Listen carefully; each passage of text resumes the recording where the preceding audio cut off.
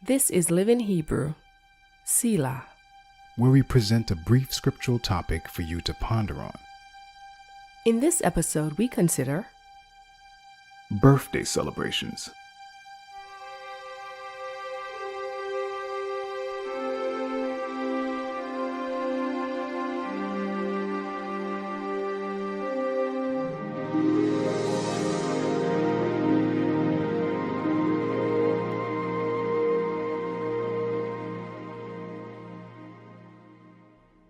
In modern culture, celebrating a birthday is an essential part of life, and this stems from deep-rooted traditions that have their origin in various ancient cultures throughout the world.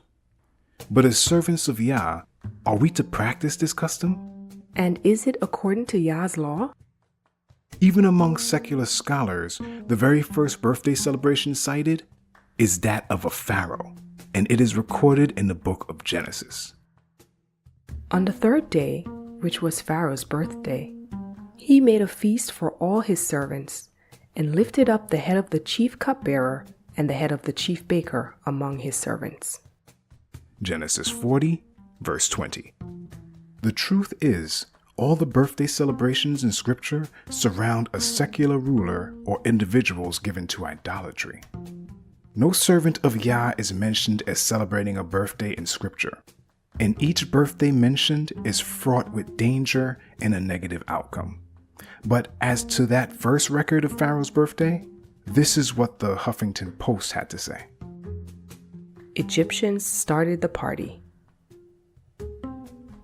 When pharaohs were crowned in ancient Egypt, they were considered to have transformed into deities. This divine promotion made their coronation date much more important than their birth into the world. Scholars have pointed to the Bible's reference of a pharaoh's birthday as the earliest known mention of a birthday celebration, around 3000 BCE. But Egyptologist Dr. James Hoffmeyer believes this is referenced in the subject's coronation date, since that would have been the pharaoh's birth as a deity. Borrowing from the Egyptians, celebrating birthdays became the standard practice of the nobility of various realms. In fact, for a time, only the nobility could afford to celebrate such a thing. But on occasion, they invited commoners, like the townspeople, to join in the celebration. In their research, some historians have found that the wearing of crowns at modern birthday parties originated with ancient celebration customs among the nobility. We even see this practice of nobles celebrating birthdays in the Messianic writings, where Herod seizes an opportunity to put John the Immerser to death. But an opportunity came when Herod, on his birthday, gave a banquet for his nobles and military commanders and the leading men of Galilee. Mark 6, verse 21. Early Christians also viewed birthdays as a pagan custom and did not celebrate them.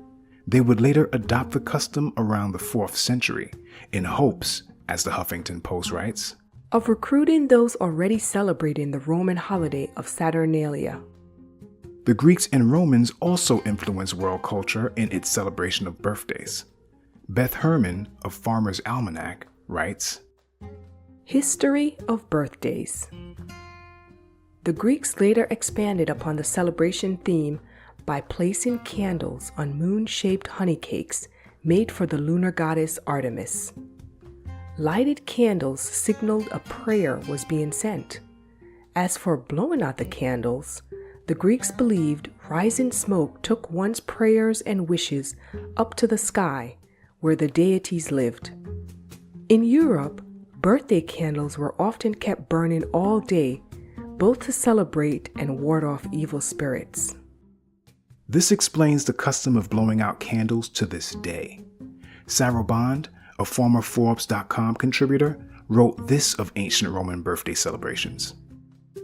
The history of the birthday and the Roman calendar. Like many civilizations, Romans enjoyed celebrating the start of things, called a dies natalis, birthday.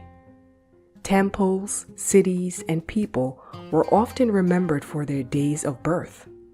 All this in a society where a baby living past a year old was quite an accomplishment.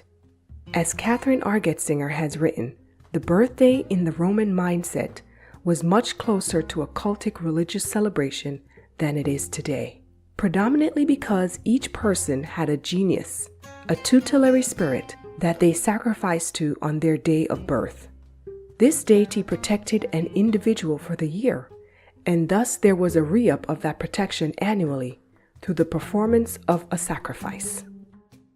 Sarabande goes on to say in the article that birthday parties were a mix of religion and friendship that included animal sacrifices and the burning of incense.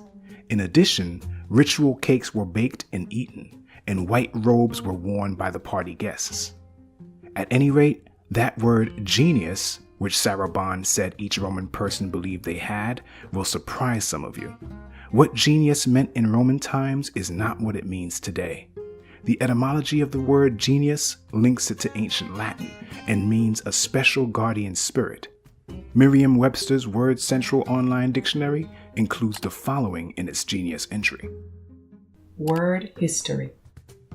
The ancient Romans believed in special beings or spirits that were not deities or humans, but something in between.